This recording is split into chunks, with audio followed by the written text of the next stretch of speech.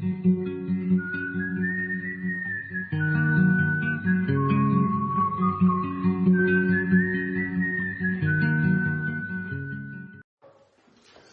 called this talk Distracted from Jesus.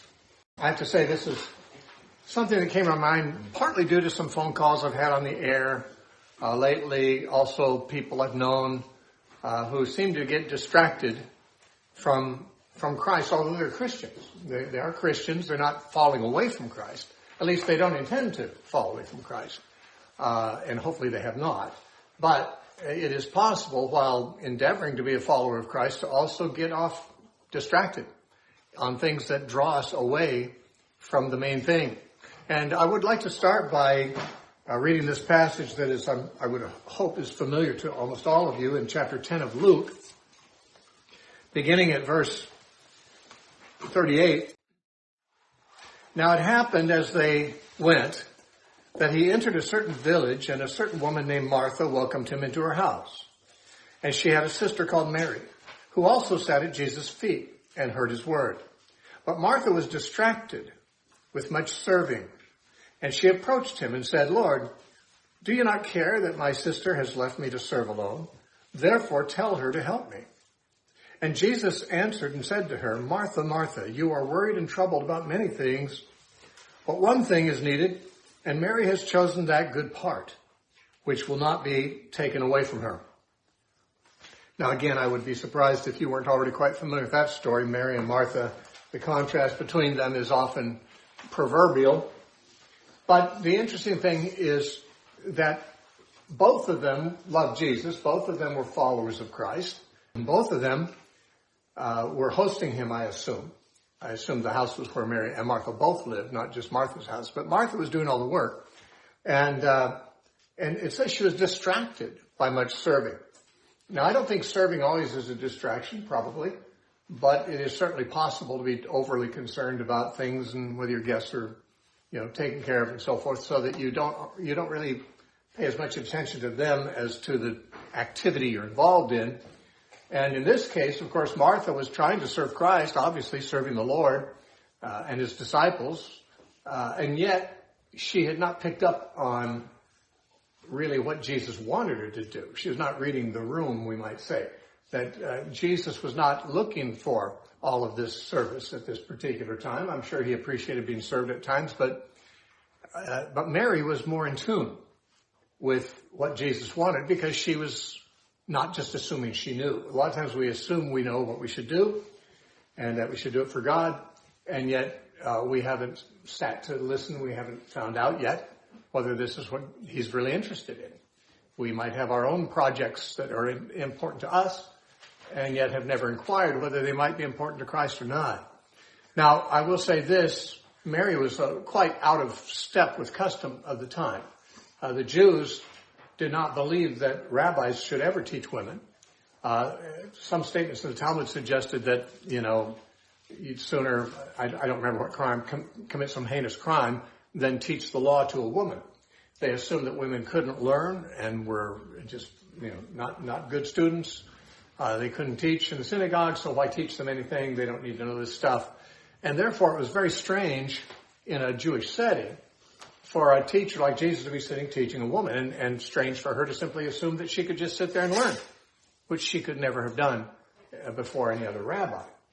And that's interesting because although she was out of step with social norms, Jesus said she's chosen the right thing. She's chosen the best thing. This is not going to be taken from her. Martha, on the other hand, who was actually working a lot harder than Mary, was not commended, although I'm sure we know from another story in John chapter 11 that Jesus loved Martha, and he loved Mary, and he loved Lazarus, their brother. We're told that in John 11. This is a different story, and Jesus didn't love Martha any less, but he did feel she needed some correction. She was being distracted. Mary was focused on Christ. Martha was distracted. Now, we need to be careful not to be distracted from Christ, because we might do just routinely what we would normally do. It's not a bad thing we're doing. There's certainly nothing wrong with entertaining guests and feeding them food and making sure they're accommodated. That's a good thing. But we can be distracted by good things as well as as well as things that aren't good. We think, maybe if we think of someone who's drifted from Christ, we think of someone who's gotten into vices, drugs, alcohol, fornication, pornography, criminal behavior, something like that. They've gotten off, away from Christ. They've been distracted, as it says in the parable of the sower, their seed has fallen on ground that had thorns and thistles, and it chokes out the good seed, which Jesus described in Matthew 13 as the thorns and the thistles are the cares of this world, the deceitfulness of riches. They grow up and they choke out what was otherwise a promising Christian life. And we know people who've been distracted in that way towards sins. But actually what I want to talk about now is the possibility and the danger of being distracted by good things, by things that are not wrong, that are not bad. Now, some of them might be questionable, whether they're right or wrong, but the issue here is not whether they are right or wrong. On the assumption that they are right, they can still distract us from Christ, from our focus upon Him. And I've given you notes there, so I'm going to cover a number of things, strange things, in terms of putting them all together in one talk, because you say, well, these are a lot of different disparate, disjointed, unrelated topics. True. But they all have one thing in common. They're all things that I know some Christians to have become distracted by, to the point where it becomes a hobby horse. It becomes an obsession. It becomes something that isn't Jesus, but is, in their mind, related to Jesus, related to being a Christian. It's some kind of a fringe thing, a detour that looks like it's maybe related to following Christ. Might even be seen as an improvement to their walk with Christ. And yet it becomes their thing instead of Christ. It becomes what they're about instead of about Jesus. Now, I don't know of anyone in this room who is in danger of this, so don't think I've got any of you in mind. I was just thinking about this last night and thinking about some of the callers I've had on the air and some people that are in my life that I know who have gotten into things that I'm sure they think are improving their Christian life or advancing them in the knowledge of God, and yet they become things that draws them away from Christ. And you can tell that it draws them away from Christ because it's all they want to talk about. And if you say, well, what does that have to do with my walk with Jesus? Well, they don't have an answer, or they don't even, in most cases, try to find an answer. It never occurred to them how this thing they've gotten into, although it's very religious or it's very related to the Bible in some way, how it is actually something that distracts them from the simpleness of following Jesus. Following Jesus is a very simple thing. Jesus said, by this all men will know that you are my disciples, if you have love one for another. He said, if you love God with all your heart, soul, mind, strength, and your neighbors yourself, then all the law and the prophets hang on those two things. Now, it's a very simple thing. Not easy, but simple. The difference between easy and simple is that something that's simple might still be difficult if we're not disposed to do it. But simple means not complicated. It's not like there's 10 steps that you have to remember and never forget, or you can't do it. There's one thing you have to remember. Be like Jesus. Be with Jesus. Follow Jesus. Love Jesus. Love people like Jesus does. Make Jesus your obsession. That's what it means to be a disciple of Jesus, that you are obsessed with Christ. And sometimes other things become obsessions, strangely. I mean, I was young once, and I remember hearing like conspiracy theories and things like that got me interested for a little while. But I remember thinking, what can I do about this? This is not anything that has it doesn't improve my Christian walk with Jesus to know this stuff. And I've always been drawn back to Christ, maybe because I'm lazy, and it's just simple. I do like to think deep about theological things and stuff, but I don't like any of those theological things to become front and center. As some of you know, I debate theological topics with people who are across the aisle from me on different subjects, and I love to discuss those things. I love to hear what they have to say. I love to weigh my thoughts against their thoughts and my arguments against their thoughts. It's an enjoyable thing. But when all is said and done, I don't care who wins the debate, because it's not about following Jesus. It's about, if I'm following Jesus, I can hold this view or that view, and it won't change the way I follow the Lord. I feel like if I can have an opinion about a subject, I'd like to have the right one instead of the wrong one. So, it's interesting to discuss points of difference, but it becomes a distraction from Jesus when the contested point becomes a focus or an obsession, and it does for many people. I've listed a whole bunch of things in your notes that are really, many of them are not like each other. I've tried to list them in groups that are kind of like each other, but each group is different in its own way.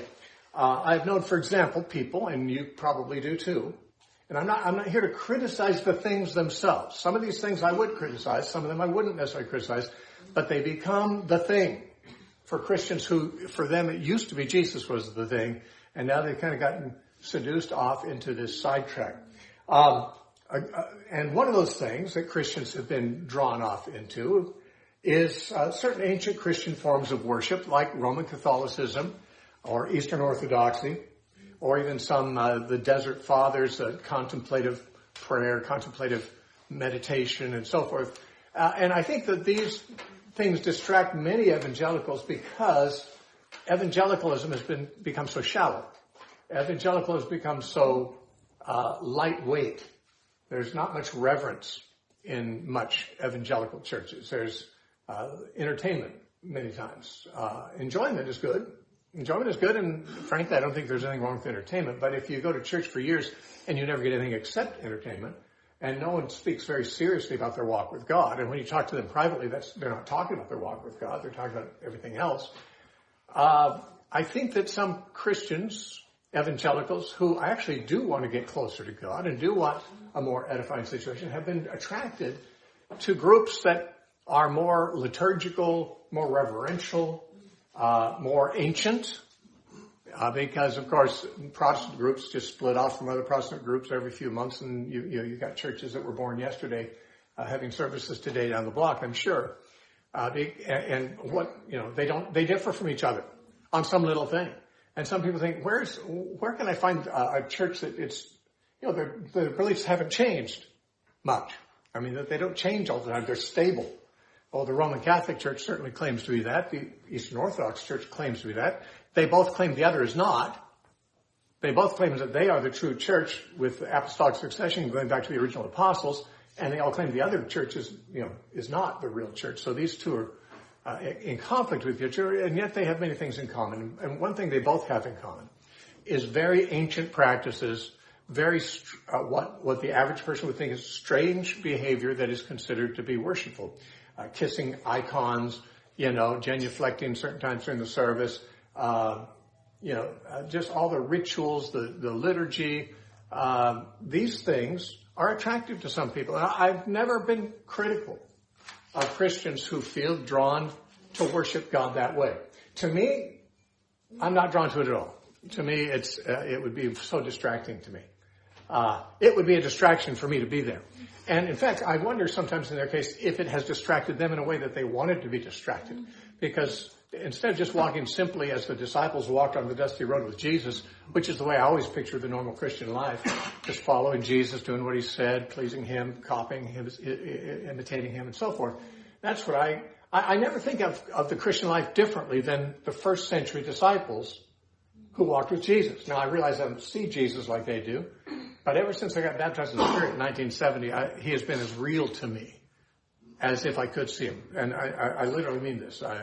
And I don't mean this, if that's not true of any of you, I don't mean to say I'm better than you. I don't feel better than anyone else. It's just what happened. I was a Baptist. I believed in Jesus. I believed in the gospel. I preached the gospel to people when I was a teenager. And then I got baptized in the Spirit, and in the Jesus movement, I got radicalized. And that radicalization just changed my whole experience of God. And Jesus has never been anything less real than any of you are in this room. I can't see him, but that his presence, that he is here, is as real to me as that. Whereas before, I was a believer in my earlier teen years in my Baptist church. I believed in him. I would say I believed as much as I believe now. But I knew him more by hearsay. And, and when I came to know him other than by hearsay, just by direct fellowship with him and knowledge of him, nothing has been able to distract me very long away from him. He's too fascinating. He's too, glorious. It's just too everything to me. I mean, I just am obsessed with Jesus, and I never have stopped being. But I realize some people aren't that way, and I'm not saying they're better or worse, or I'm better or worse than them. I'm just saying that to me, the idea of following Jesus has always meant I follow him the way I hope the disciples did when he was with them. And obviously I can't hear his voice every day like they did in my ears. You know, he could say, hey, let's go over to Capernaum. Well, they could hear him say that. I don't get that clear audible hallucinations or audible messages or anything like that.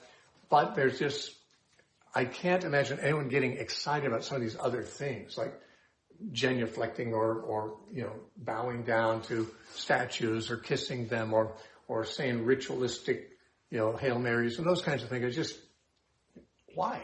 Why would I want to pray to Mary? Why would I want to pray to the saints when I can pray to God? You know, what do they have? They don't have anything I don't have. They have Jesus. I have Jesus. So I'm with them. You know, I'm not saying people should pray to me either. I don't pray to anybody except God, and no one should. But some are drawn to that because they go there and there's an air of reverence. There's an air of ancient authenticity they feel when they go into these things. And it's different. They realize they're walking out of the real world that they live in every day into a strange world with smells and sights and pictures and statues and things. They don't go other places like that. And so going to church for them then becomes, I believe it becomes something that they feel like they really have gotten into the presence of God. The architecture, the artwork, the music, the smells, the robes. See, I can't picture Jesus or the apostles wearing these robes and these mitres and things like that. Whenever I've seen that, I thought, why would anyone who knows Jesus be attracted to that? But there are people who know Jesus, at least they know him in some measure, and they feel that they need something like that. Well, again, I've never been critical of a Christian who knew the Lord. One of our board of directors, who's now deceased, was raised Catholic. Then he got saved in the Jesus movement. He was on our board at the school I ran. He was on our board for the ministry. And he and his wife moved back to the town where his parents were and stuff like that. They started going to the Catholic church with him. And he died he had a Catholic funeral when he died. I had no problem with that because I knew he knew the Lord. I believe people can know the Lord and worship in a Catholic way or an Orthodox way. Another former student of mine has a few years ago become Greek Orthodox. And he's posting on Facebook all the time about defending Orthodoxy. Now he doesn't seem to be real nasty toward people who aren't Orthodox, but the point is, it's what he's all about, you know, and these kinds of things become a real, I believe, distraction to some people. They may, I can't say because it doesn't work that way for me. For some people, it may be that really does elevate their thoughts to God. It may, in fact, in some measure, put them emotionally closer to Jesus in some way in their experience. I'm not going to say that isn't true. I'm just going to say going to those kinds of rituals have nothing to do with anything Jesus taught his disciples to do. They have nothing to do with anything the early church did, in my opinion. Now, they disagree with me about that, but as far as I know, the early church, as I read in the book of Acts, did not do those kinds of things. They didn't wear those kind of robes. They weren't all ritualistic. They continued daily in the apostles' teaching and in fellowship and prayers and breaking bread together. And we don't read of a lot of liturgical stuff. I think all that developed in the later centuries, and it did partly because Christianity in some ways became more heathen, especially after Constantine. And the heathen priests in their temples had all this kind of rigmarole and paraphernalia and so forth. So I think that a lot of this was brought into the church. And I'm not trying to say that to condemn it, except to say I don't believe it was original. I don't think it was originally part of Christ's movement. And it can distract people. Once you get into all that complexity that's involved in these rituals that aren't really related to real life, they are an escape from real life into a world that is assumed to be more spiritual. But following Jesus is a real life enterprise. It's how you treat your neighbor. It's how you treat your wife, your husband, your children, your parents. It's how you spend your money. It's real life. It's in all that you do, whether you eat or drink, you do it to the glory of God. That's what Christianity is. And if somebody says, yeah, I know that's true, but I'm really getting into this other stuff right now, and they think, I'm sure every time they think it's an improvement on what they did before, they wouldn't do it they're not backsliding. at least not consciously. They're not trying to leave the Lord. They're trying to press in deeper to the Lord. But what I think happens is these things become a substitute for the simplicity that is in Christ. And Paul, warned the Corinthians in 2 Corinthians, he was afraid that as the serpent beguiled Eve, that your hearts might be corrupted from the simplicity that is in Christ, he said in 2 Corinthians 11. And I feel like that can distract people from Jesus, all the while that they're looking at pictures of Jesus and pictures of Mary and pictures of the saints and, saying the words Jesus and those things in their ritual. Remember, God said in Isaiah, these people draw near to me with their lips, but in their hearts they're far from me. I'm not making a blanket criticism of people in these churches saying their hearts are far from God. I'm saying it is possible for that to happen. And maybe they have escaped that danger. If I was thinking those things were necessary, that would definitely distract me from the simplicity that is in Christ.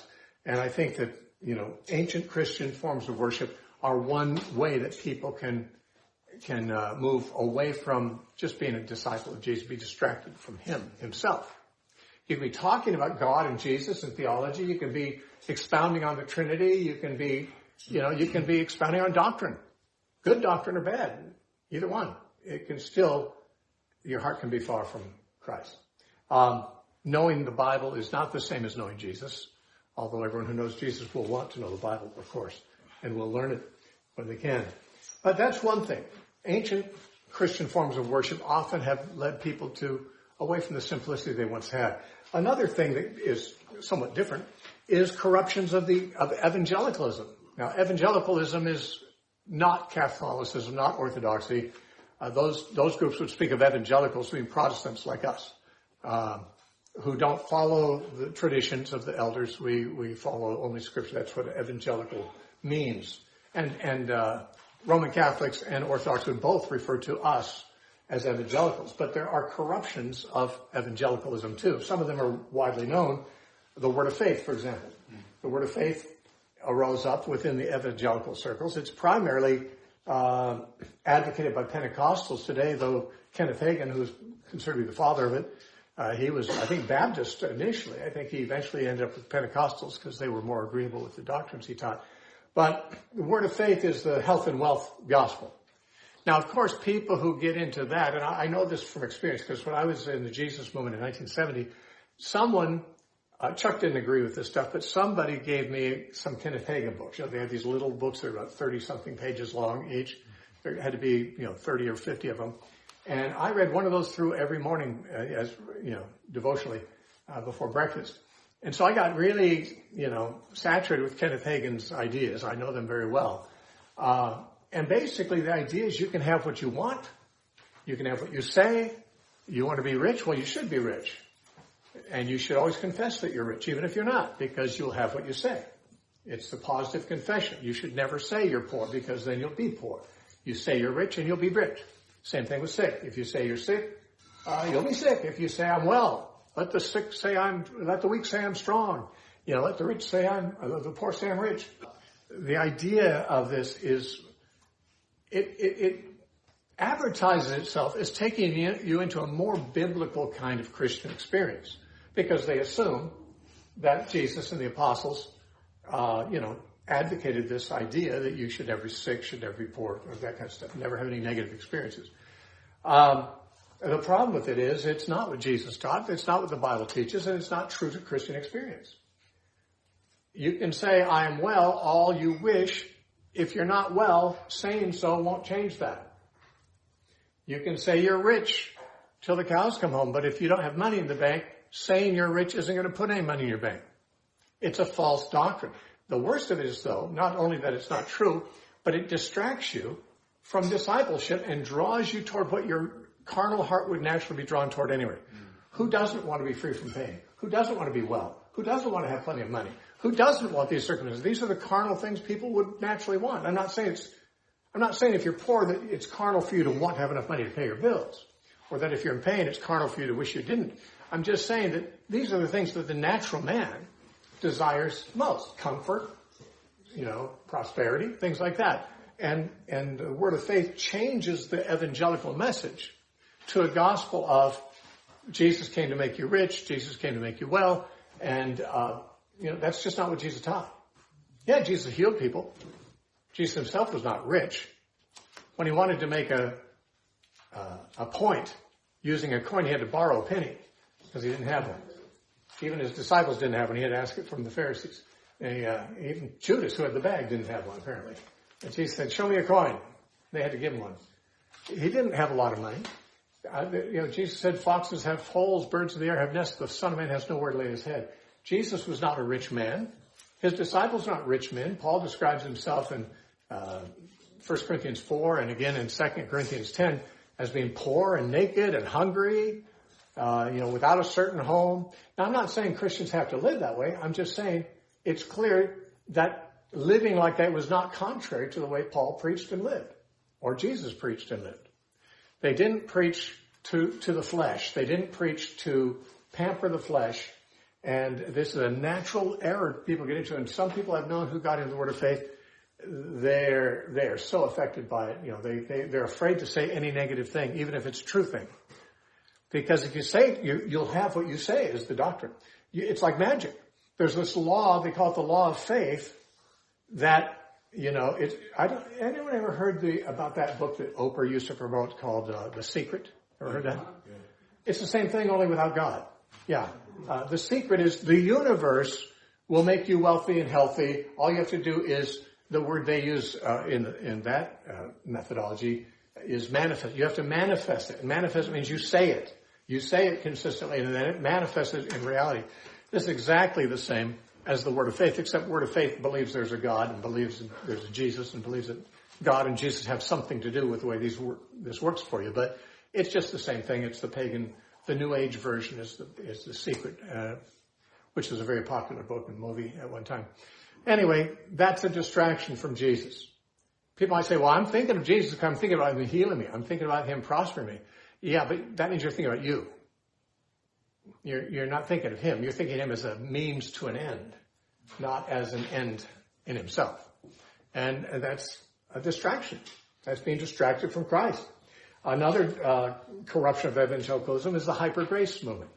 Hyper-grace is the idea that because Jesus died for all our sins, we've been already forgiven, past, present, and future.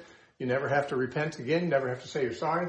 Love means never having to say you're sorry. I like the old slogan. Grace means you never have to repent. That's not really the way it is. I mean, hyper-grace movement seems to act as if salvation is a one-time transaction. You say the prayer, you believe, you accept Christ. Nothing you do after that is going to change anything in your spiritual life for the worse. Although Paul indicates that a great number of things can change your spiritual life for the worse after you're saved. But this is a doctrine that of course plays to the desire not to feel guilty about anything and not to have any rules that you have to obey. It's also a form of what we call antinomianism. We'll have something to say about that again briefly later. Antinomianism was part of Gnosticism. It was a heresy in the 2nd and 3rd centuries, the Gnostic heresy. And antinomianism means anti-law. Nomos in the Greek means law. Against law. Against the whole idea of any law. The whole idea that there's any rules. There are no rules. There's nothing you have to do. There are no standards. God loves you. You're a sinner. You can't be anything other than a sinner, so he just forgave you straight away, right across unilaterally, and you don't have to do anything different. That's a greasy grace, hyper grace, antinomian view. There are Christians who get into that. There are some radio broadcasters who preach that. There was a guy named, I think he's been dead for some years, but Hal Lindsey said that this man was his mentor, R.B. Thiem. Anyone ever heard of R.B. Thiem? He taught super grace, and everyone I knew who went to his Bible studies, I mean, they were never to him teaching, but they'd listen to his teaching on tape at local groups in Santa Cruz and other places. Everyone I ever met who sat under R.B. Thiem swore, smoked, and got drunk on weekends and fornicated. It's not very good fruit in that movement. But they said, hey, if you say I can't do that, then you're into works righteousness. No, I'm just into Jesus, and Jesus didn't let his disciples behave that way, and I don't think they wanted to once they became followers of his. But it's a corruption. This is the kind of thing, like the word of faith, it's a different kind of thing, but both of them appeal to the flesh, And once someone has decided this is what the Bible teaches, there's a very strong draw that direction. And of course, since you run into all kinds of things in the Bible and in real life that don't agree with it, you almost have to cement yourself in it. It has to become the thing that you latch yourself to, unless you're going to lose grip of it. And suddenly you're not thinking about Jesus anymore. You're thinking about this thing, this concept, or this version of the gospel that is aberrant. There's also the New Apostolic Reformation. I put this under the corruptions of evangelicalism because it's a kind of an extreme charismatic. The charismatic movement is part of evangelicalism. Pentecostalism is part of evangelicalism, I would say. But the New Apostolic Reformation is also a very strong focus on signs and wonders, very much word of faith like, and that, people should get well. Bill Johnson, the leader of Bethel Church in Reading, is considered one of the leaders of this movement. He said, when we say your will be done on earth as it is in heaven, well, there's no cancer in heaven, so there shouldn't be any cancer on earth. His wife died of cancer, by the way. His son was, I think, deaf, if I'm not mistaken. Deaf or blind, I think deaf. But that didn't change his mind. He's still believing that, the true gospel is that you should be healed. Well, it's always sad when somebody believes that enough to, watch their family members die sick or be sick, and it doesn't give them a reality check. But it's a great and heady kind of attractive thing to say, listen, you could be out praying for sick people in the street all the time and they'll get healed. That's the ideal. You can prophesy whenever you want to. Well, I don't find that to be true in the Bible. People, even prophets, didn't always prophesy whenever they wanted to. God gives prophecy. You don't learn it in a prophetic school, a school of the supernatural, which I think they run up there too. That's kind of a hyper-charismatic kind of a branch. Now, I'm charismatic. I believe in the gifts of the Spirit. I speak in tongues. I believe all the gifts are with us until Jesus comes back. But it's hyper-charismatic. It becomes a focus on phenomena. And I noticed this back in the 90s. I began to realize, because I was in charismatic circles, but I also fellowshipped outside of those circles, and I noticed the main temperamental difference between those two is people like me and people who weren't charismatic too tended to be more interested in the truth, where people who were another kind of a charismatic were mostly interested in an experience.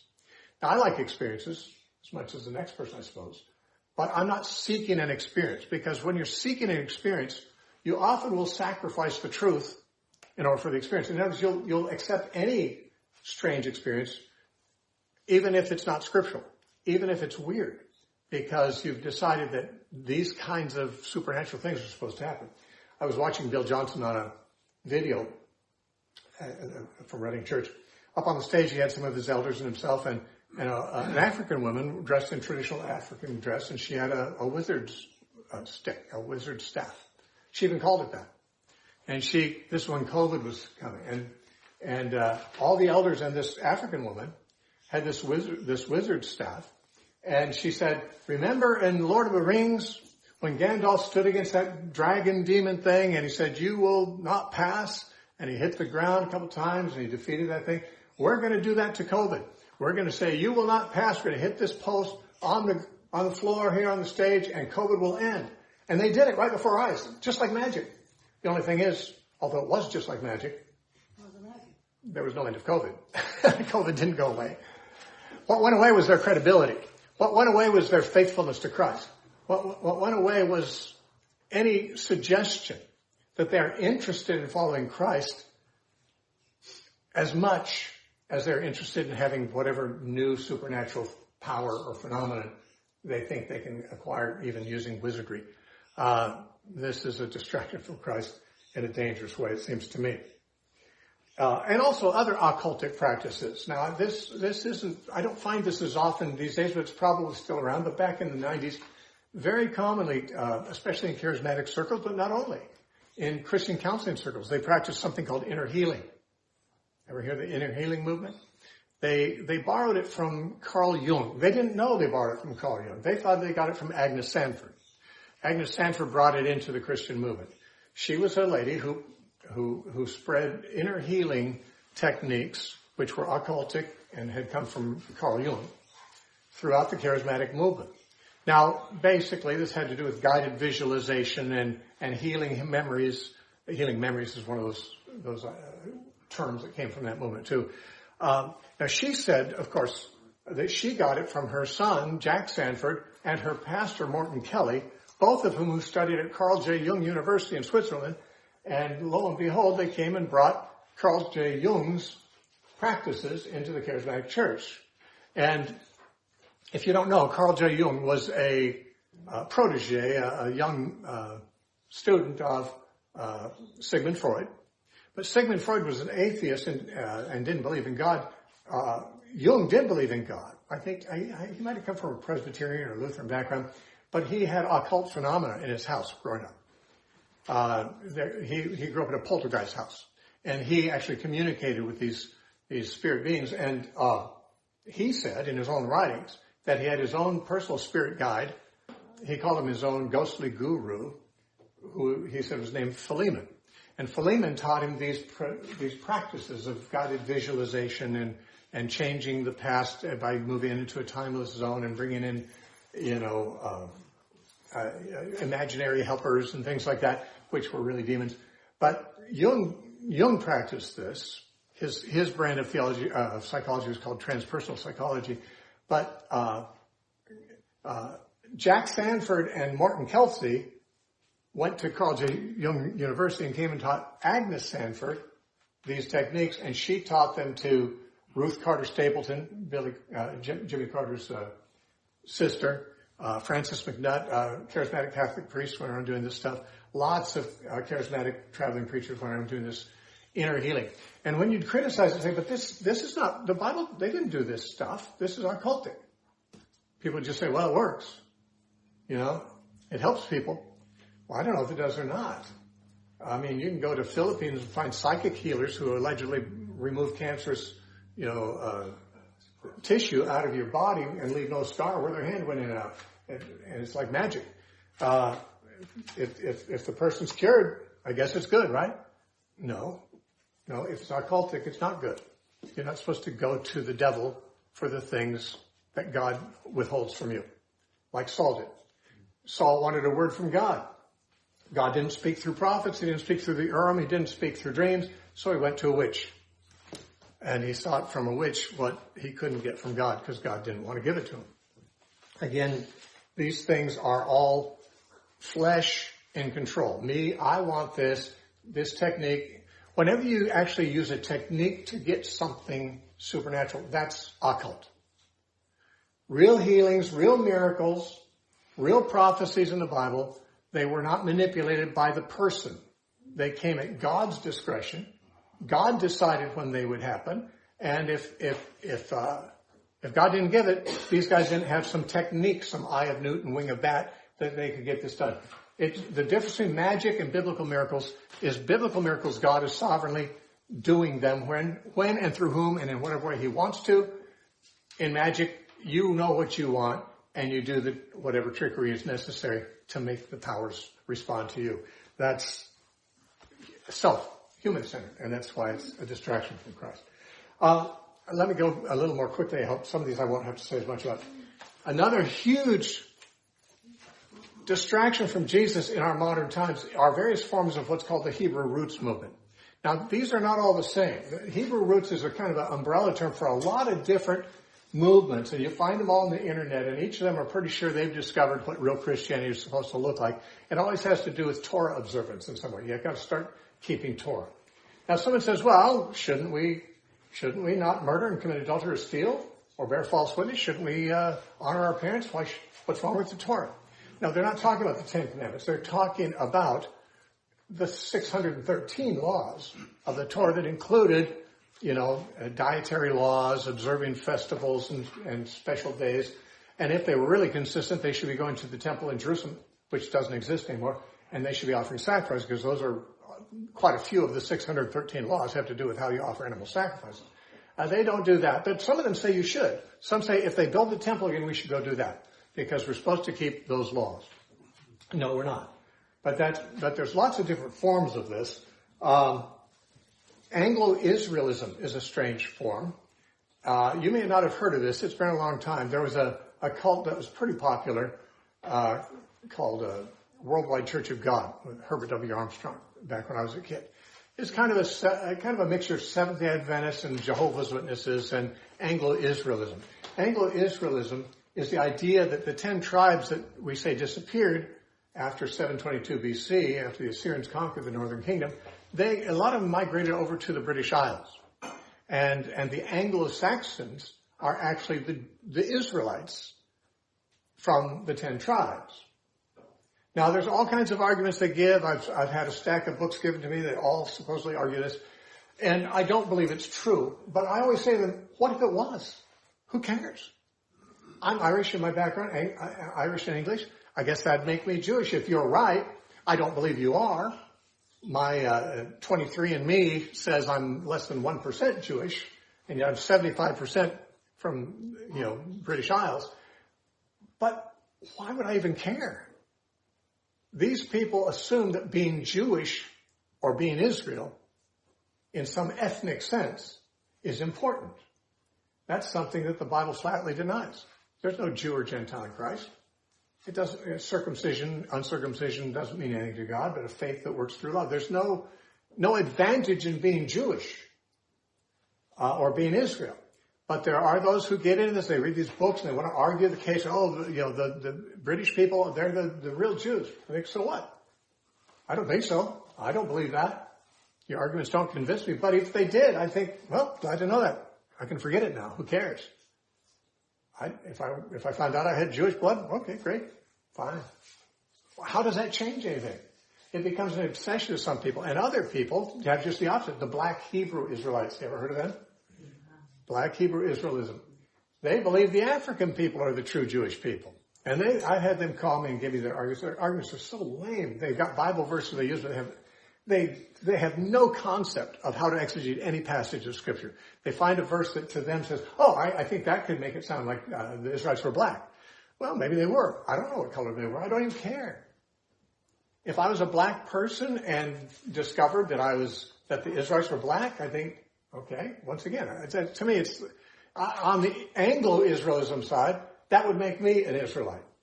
On the Black Hebrew Israelite, that would make all the African people Israelites. But neither is true, and neither would matter. Because there are actually people who are Hebrew Israelites, and I don't care about their race either. What's the matter? It's a distraction. But some people, that becomes their thing. It becomes their obsession to think about that. They feel that all things Jewish are their fascination. Keeping the law. And it's funny, the people who get into Messianic Judaism, and they go to their Messianic synagogues. They don't call them churches, though they're allegedly all followers of Christ who are supposed to be Jewish. The Messianic Judaism is all over the world, but especially in America. Do you know there are lots of Messianic synagogues that are supposed to be Christian Jews? 85%, this has been confirmed by many, many surveys, 85% of the people in these Messianic synagogues are Gentiles who are Jewish wannabes. Less than 15% of the Messianic Jews in Messianic synagogues are actually Jewish people. 85 or more % are Gentiles who are just wannabes. I want to be Jewish too. And what do they do? What do they do in these synagogues? They traipse the Torah scrolls across the front of the building for everyone to revere. They blow the shofar. They wear yarmulkes. They wear tzitzits and these prayer shawls that the Jews wear. Do you know, the majority of the stuff they do is not even mentioned in the Old Testament. It's Jewish tradition stuff from the rabbis. A lot of it is just Eastern European customs. You ever watch Fiddler on the Roof? Yes. You know those excellent dances they did in the bar and stuff that, you see, we think of it as traditional Jewish dancing. That's Russian dancing. It's not Jewish dancing. It's not from the Middle East. People are so lame. They think, I want to be Torah observant. I'm not a Jew. Well, if I'm black, I'm a Jew. Or if I'm Anglo, I'm a Jew. No, you're not. Well, at least I can act like a Jew. Well, why would you want to act like a Jew? Paul said that Peter didn't act like a Jew. Remember in Galatians 2? When Peter normally fellowshiped with Gentiles at the table, but briefly he withdrew from that because he was afraid of offending some Jewish people there. Paul rebuked him and says, you are a Jew and you act like a Gentile. You live like a Gentile. Well, yeah, so did Paul live like a Gentile, except when he was with Jews. There's nothing advantageous about living like a Jew. It's just a trick. It's a fad, and it's a distraction from Christ. The more people get into it, the more they're not thinking about Jesus, really. A real extreme form of this Jewish roots thing is the sacred names movement. Ever heard of that? Sacred names movement, you have to use the right name for Jesus and for God. Now, the Jehovah's Witnesses have said since their founding that you have to call God Jehovah. But we now know that there's no J sound in the Hebrew, and therefore most people say, well, it should be pronounced somewhere like Yahweh, Yahweh, and different sacred names say, well, it should be Jehovah, or they've got all these different ways of pronouncing it. But they say you have to use the right one. I mean, Jehovah's Witnesses were the first to say, if you don't call God Jehovah when you're talking to him, how will he know you're talking to him? I mean, if I walk up to him and say, hey, you, and I don't know who I'm talking to. So God doesn't know I'm talking to him unless I call him Jehovah. Really, is God really that dull? When I've never prayed to anyone except him, if I pray to him and don't mention his name, he doesn't know I'm talking to him. And interestingly, Jesus never told us to use that name. Jesus said, when you pray, say, our Father. That's different than Jehovah. Now, and then, of course, they say, well, Jesus' name obviously was Yeshua, or maybe Yahashua, or maybe Yashu. Or, I mean, they have all these different Hebrew alleged pronunciations of the name, and one of them may be right. I mean, honestly, one of those pronunciations could be the right one. I don't care which one it is, because I'm not obligated to speak Hebrew. If I spoke Hebrew, I would probably naturally use the Hebrew forms of the names. I'm an English speaker. If I was Spanish, I'd probably use the Spanish forms of the same names. I'd probably call them Jesus. You know, I mean, if I was a German, I'd call him Jesus. The Greek word is Jesus. It's not Yeshua. And you know why? Because Yeshua has a SH sound in it, and Greek doesn't have an SH sound. So in transliterating Yeshua to Greek, they made it Jesus. But who cares? It's a different language, a different pronunciation. Your name you don't become somebody different because someone in another country pronounces your name differently.